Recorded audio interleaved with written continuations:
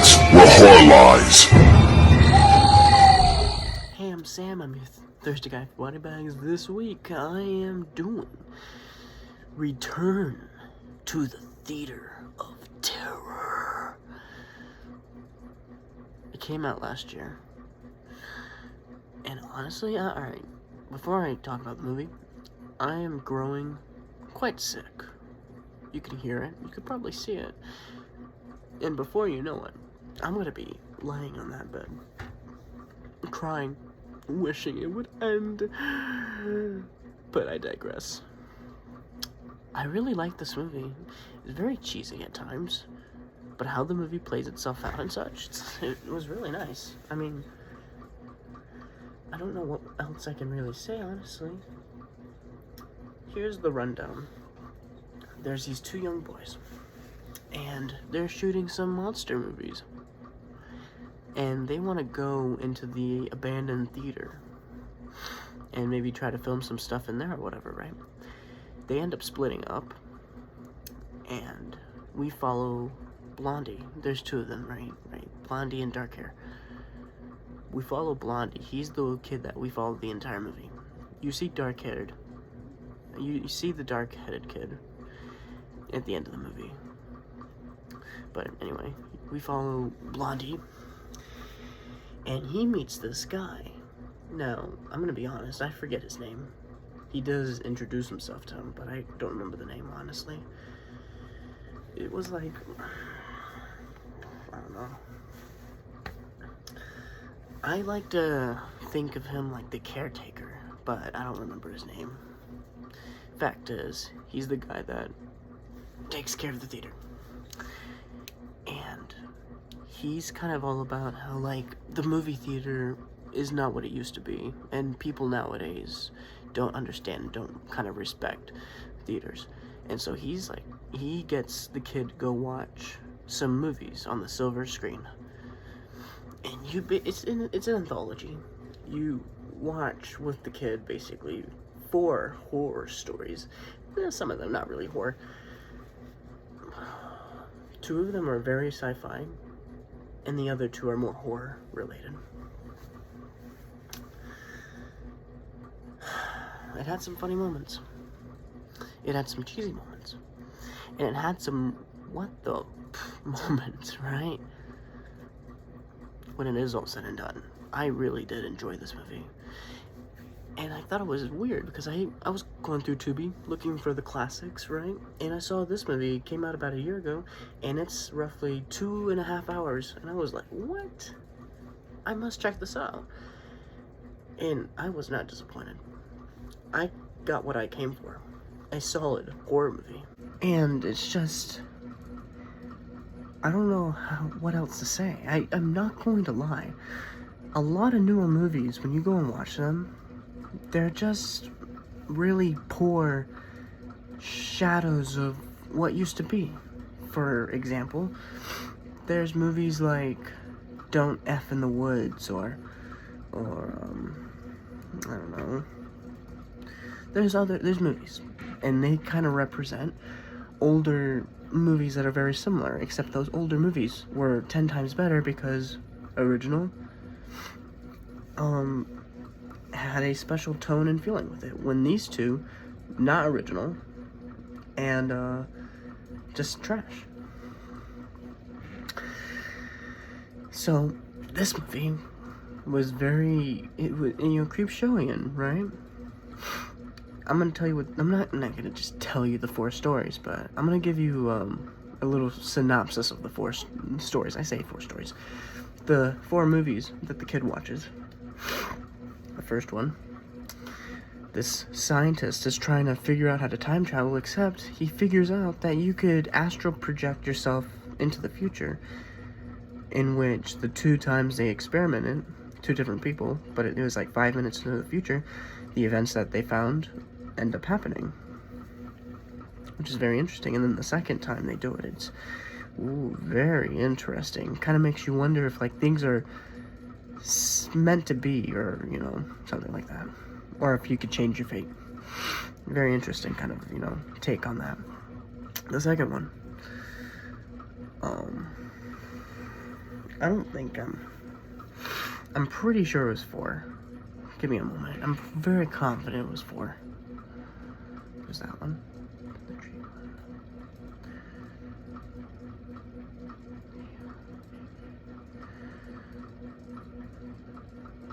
I'm very confident it was 4. And if not, me being kind of sick right now is messing with my mind, and I do not remember the 5th one. But assuming it's 4, of course, because I'm just lost right now. There's only a few things I can tell you, kind of thing, and that's what I remember from the movie. And something specific, a certain actor that's in it. But I'm talking about the movie right now. So, Time Traveler, first one. And the second one is called Splinter, in which this guy, he basically gets a splinter, and it gets worse and worse very rapidly, and you don't know why, except you start kind of understanding, and by the time that movie's done, wow. We'll get back to that because of the main character in Splinter. Third one, this guy who's pretending to be this kind of psychic, not really psychic, but he goes to houses and he's like, I'm gonna clean your house of the spirits, which had a very interesting ending too. And then the last one was a boy who lives in a very unfortunate house, and this meteor crashes and he finds this little toy robot, except it's a lot more than a toy robot. In fact, it's kind of like Iron Giant, except, spoiler alert, it's the opposite of Iron Giant. Iron Giant came here and saved the day. This little guy took it. Very tragic. And then the movie ends basically after that, right? With the, I loved how the movie ended. I thought it was one of the best endings I've ever seen. I'm not going to lie. I really liked it. I thought it was great. Basically, the last sentence is, watch any good movies lately? Dude, that was good. I liked it. That was pretty good. So I definitely say worth a watch. I will if I found it on physical media, I would buy it. I would buy probably 3 of them and then share the other 2, or just give the other 2 to people to be like, hey, watch this freaking movie.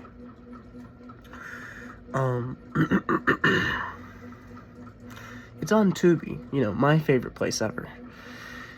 So it's free, but there's commercials. So, a 2-hour, 30-minute movie kind of turned into 3 hours. It turns into a Christopher Nolan movie, honestly. But is it worth it? I think so. So, don't go into it thinking, oh, this could be some super serious movie. It's not. But there are definitely some things to kind of think about as you're watching the movie, because of certain things that is talked about, right? Kind of the underlining messages and whatnot, right? And for the most part, just talking about the movie industry, how, I guess in general, it kind of sucks now. But like, back in the day, it used to be really great. And so it's like, could those days ever really come back? And, maybe they could. But it just depends on the films that come out now. So it's like, it comes down to the producer and the consumer. Are the consumers going to start paying for the right stuff, and are the producers going to start actually making good stuff, right? The specific thing I wanted to talk about, now, I have lost the guy's name. I'm very sorry. I couldn't believe it. It's like I saw he was in it, and it was like, oh my god, it's this guy. But I don't remember the name. I'll make sure he's like the number 1 guy in my, the top 3 people starring in it, right? He's already like the top 3. He's already there. It's just, I'll make sure he's number 1. But, he's the main character in Splinter. He's the guy that gets the splinter, right?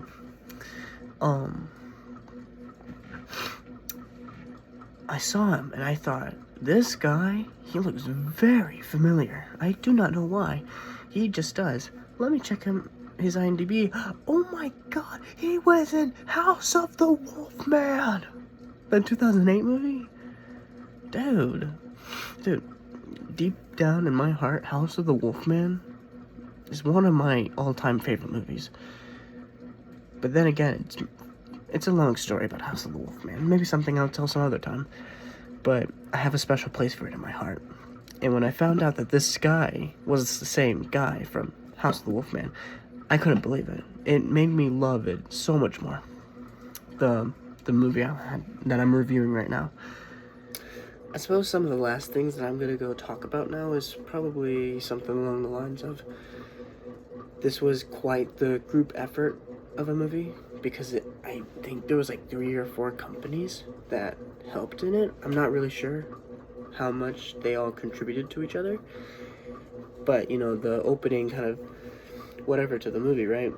It showed like this company and that company and this company and that company, and I'm like, this feels like an indie movie, or a wannabe indie movie, right?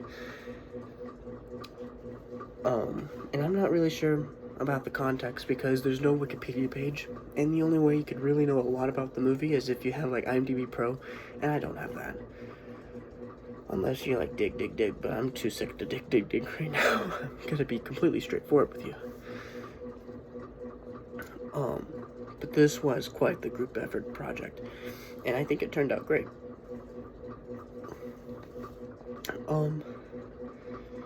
If I had to rate this movie right now, honestly, this is shocking, and you're gonna be like, what? Really? Yeah, I'm gonna give this movie an 8 out of 10. Dude, how the movie plays itself out. I'm quite the sucker for anthology movies.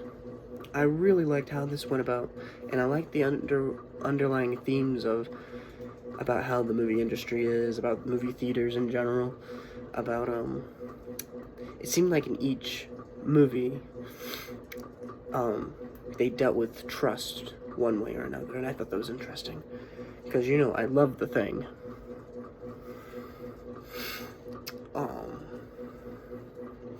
So yeah, 8 out of 10, shocker. I say, you go watch that freaking movie right now. It's on TUBI, and I bet you have the time. And if you don't, you can make the time, because all things are possible. Probably.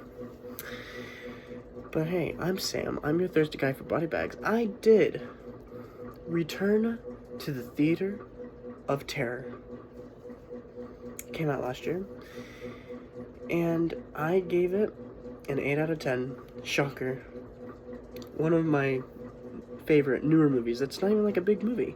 Like I guarantee you, this movie gets the budget of like some bigger horror movie, like the Halloween movies or whatever. It's like 10 out of 10 kind of thing, probably. Because the things that it lacks in are things that money could provide for. Or, at the very least, time could provide for, right? But hey, I'll see y'all next week.